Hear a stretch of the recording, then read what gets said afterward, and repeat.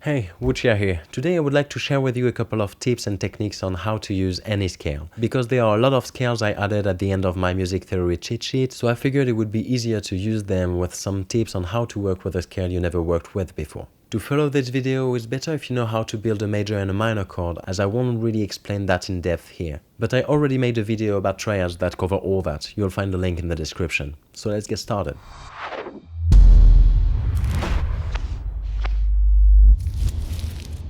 The best way to start with any new scale is to first figure out the chords that you can use with it. As an example, I will take the double harmonic major scale, which is also called the Byzantine scale. So in C, the notes of the scale are C, D flat, E, F, G, A flat and B. It's a very interesting scale with a lot of semitone intervals and a couple of 1 tone and a half steps. It sounds very cool.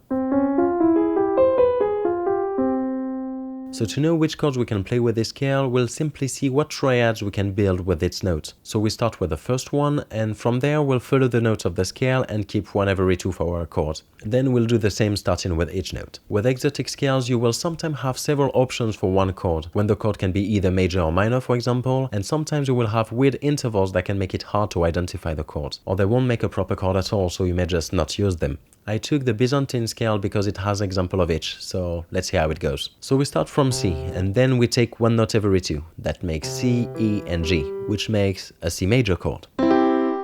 Cool, we'll write that down and move to the next.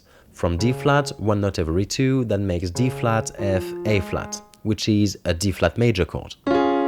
But then see what the E options we have. We could make a D flat minor chord if we take the D flat, the E, which is like a F flat, and the A flat. D, F, A, all flat. That's a D flat minor chord.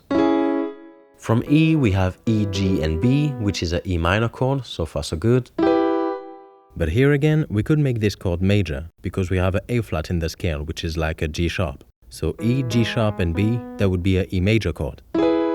From F we have F, A flat and C, which is a F minor chord.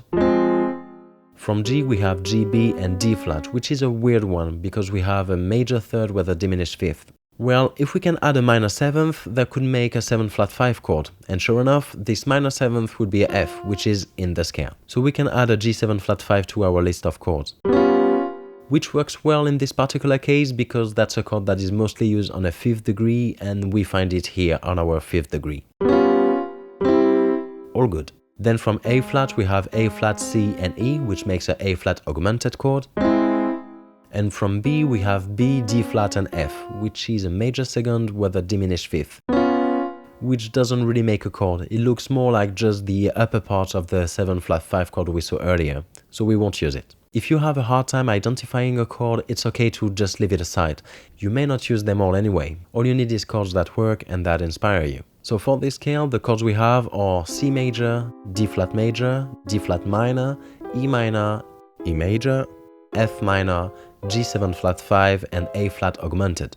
Now looking back at it, I realized I didn't consider some diminished and augmented chords we could also make with this scale. In C, we could make a C augmented chord with the notes C, E and A flat, which is like C, E and G sharp. In D flat, we could make a D flat diminished chord with the notes D flat, E and G, which is like a D flat, F flat and G. In E, we could make a E augmented chord with the notes E, A flat and C, which is like E, G sharp and B flat. And in F, we could make a F diminished chord with the notes F, A flat and B, which is like F, A flat and C flat. So you can start combining them to make a chord progression and improvise on it with the scale to find some good melodies.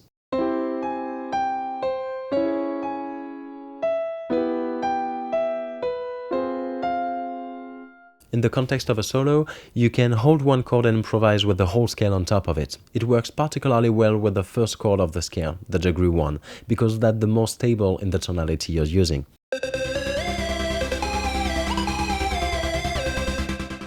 But holding a chord for a while can also allow you to switch to another scale while remaining on the same chord. The principle is that if you can make the chord with the notes of the new scale you want to use, then they are compatible.